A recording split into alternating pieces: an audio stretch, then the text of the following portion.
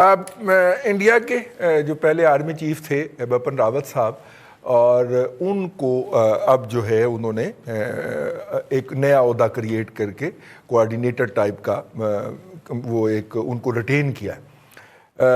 آپ سے پوچھنا یہ چاہ رہا تھا عمران مسعود صاحب کہ وہاں پہ اب یہ بات شروع ہو گئی ہے کہ یہ جو انہوں نے 2 فرنٹ ڈاکٹرائن کرافٹ کیا تھا بپن راوت صاحب نے، اور جس کے مطابق یہ اسلحے کی پروکیورمنٹس کرنے جا رہے ہیں، جس کے مطابق یہ نئی ریکروٹمنٹس کر رہے ہیں، نئی ٹریننگز دے رہے ہیں، وہ تو ہمارے اوپر آگے پڑا ہے۔ تو کیا بپن راوت صاحب کو فارغ نہیں کیا جانا چاہیے؟ یہ اس کے اوپر باقاعدہ وہاں پہ جو ان کا سیریس میڈیا ہے نا، اس کے اوپر باقاعدہ ڈسکشن ہو رہی ہے کہ یہ صاحب جو ہے ان کی اسٹریٹجی تو فلاپ ہو گئی، چائنا ہمارے اندر گھس آیا، تو اس کا مطلب یہ ہے کہ یہ ایک فالٹی جو تھی وہ ڈاکٹرائن لے کے چل رہے تھے۔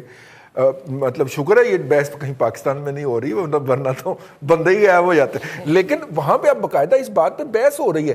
اس کا مطلب ہے کہ وہاں پہ ایک گروپ موجود ہے جو یہ بات تسلیم کرتا ہے کہ جی ہماری یہ والی اسٹریٹجی جو ہے 2 فرنٹ ہم کیسے ہینڈل کریں گے، وہ کام نہیں کر رہی سکی یا کام نہیں کر رہی۔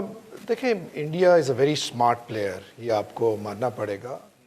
انڈین گورنمنٹ جو ہے وہ کوئی بھی سیاسی جماعت آ جائے، وہ ساری نیشنلسٹ ہیں، اور بندے ماترم کا جو فلسفی ہے کہ یہ دھرتی ہماری ماں ہے، اس کو کوئی نہیں چھینتی، سارے اسی پہ کام کرتے ہیں۔ اور گورنمنٹ جو کرنٹ گورنمنٹ ہے وہ اپنی پبلک کی سپورٹ کو لے کے چل رہی ہے اور چلتی ہے۔ اور دیکھیں، کشمیر ایک بہت بڑا آپ کے سامنے ایک مثال ہے کہ کس طرح اس نے پریشر سسٹین کیا انڈیا نے۔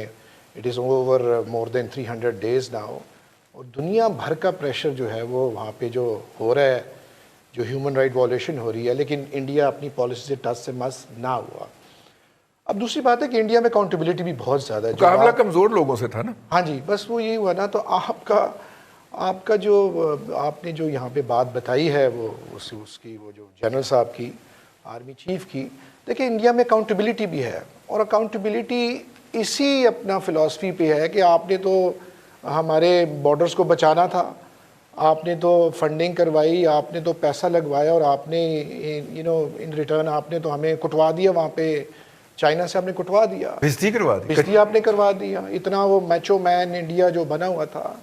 تو یہ ایک تو پتہ نہیں یہ نان ڈپلومیٹک میری اسٹیٹمنٹ ہے، ایک تو یہ اچھا ہو گیا کہ ان کا ٹکراؤ جو ہے یہ وہاں پہ ہو گیا ہے، اور ایک تکڑے بندے کے ساتھ ان کا، تکڑے ملک کے ساتھ ان کا ایک وہاں پہ متھا لگا ہے، اور ایک ریجنل کہہ لیں پاکستان۔ ایک سوال اٹھتا ہے کہ پاکستان کی اب کیا پالیسی ہونی چاہیے اس میں؟ 62 والی ہونی چاہیے جی، ہمیں امریکہ جانا چاہیے، ٹرمپ سے پوچھنا چاہیے جی کہ جی چائنا کو مار پڑ رہی ہے، ساڑھے واسطے کیوں؟ ہمارے پاس تو دیکھیں چائنا ہمارا ساتھی ہے، وہ جو جٹکی جو مثال ہوتی ہے، ہم تو اپنے ساتھی کے ساتھ کھڑے ہوں گے یہاں، اور اس سچویشن کو اپرچونٹی بھی ہو سکتی ہے اس سارے ریجن کے لیے۔ اب دیکھنا یہ ہے کہ انٹرنیشنل پلیئرز اس میں امریکہ بہادر جو ہے وہ کس طرح اس کو پلے کرتا ہے، اور انڈیا کی اپنی لابی بڑی اسٹرانگ ہے، یہ آپ کو ماننا پڑے گا ان کی۔ لیکن آپ اس بات کو تو نمبر دیں، جیسے میمل نے بھی بات کی ہے کہ انڈیا کے اندر اگر پرو وارس ایک لابی ایگزسٹ کرتی ہے تو وہاں پہ اینٹی وار لابی بھی بہت اسٹرانگ ہے، میڈیا اسٹرانگ ہے، اور وہاں پہ اس کے باوجود بھی کہ مودی صاحب نے میڈیا کو کتنا ہیوملیٹ کیا ہے، اتنا بھی کیا جتنا ٹرمپ نے کیا ہے، اور بلکہ اتنا بھی نہیں کیا جتنا کہ پاکستان میں کیا ہے، لیکن اس کے باوجود ان کا میڈیا جو ہے وہ خالص پروفیشنل بنیاد کے اوپر اس کو کرٹیسائز بھی کرتا ہے اور ایکسپوز بھی کرتا ہے، اور وہاں پہ صرف کوئی سنگل آؤٹ نہیں ہو سکا جیسے ہمارے ہاں ڈان کو سنگل آؤٹ کر دیا گیا ہے یا جیو کو سنگل آؤٹ کر دیا گیا ہے، وہاں پہ زیادہ میڈیا ہاؤسز ہیں جو ان کے کرٹکس بھی ہیں، اور اس کی شاید ایک یہ بھی وجہ ہے کہ بہت ساری ریاستوں میں بی جے پی کی حکومت نہیں بھی ہے۔ خیر، بھٹی صاحب کی طرف چلتے ہیں۔ بھٹی صاحب، نیپال دنیا کے نقشے پہ واحد ریاست ہے جس کا آئینی طور پہ مذہب جو ہے وہ ہندو ہے، بھارت سیکولرسٹ ہے آئینی طور پہ، ٹھیک ہے؟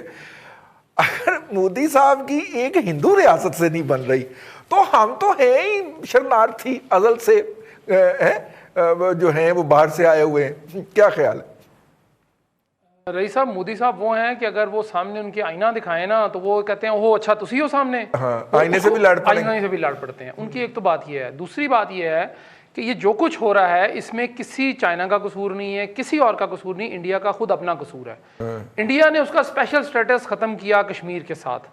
تو جب اسپیشل اسٹیٹس ختم کیا, جب تک اسپیشل اسٹیٹس تھا اسی تو کچھ کرنا نہیں سی نہ کیتا, چائنا بھی نہ کرتا جی. اب بات یہ جی کہ چائنا کا تو بڑے عرصے سے یہ اس پہ دعویٰ ہے کہ جی جو لداخ کا ایریا ہے وہ ان کا ہے, بلکہ وہ تبت کے ساتھ ان کا چونکہ وہ چل رہا ہے معاملہ, تو کہتے ہیں جی یہ اس کا ایریا ہے اور کچھ حصہ چائنا کا ہے, کچھ حصہ ان کا ہے.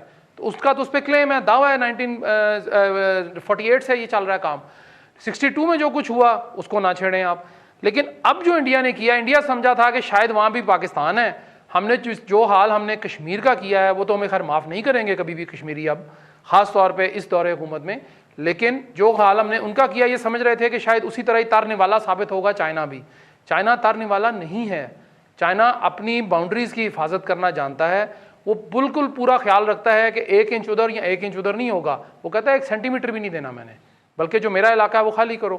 اب چونکہ وہاں پہ تحریک انصاف نہیں ہے جنہوں نے یہ کام کرنا تھا, وہاں پہ پیپلز ان کی آرمی ہے, پیپلز لبریشن آرمی, چائنا کی فوج کا نام ہے. ہاں جی, پیپلز لبریشن آرمی کا لیں.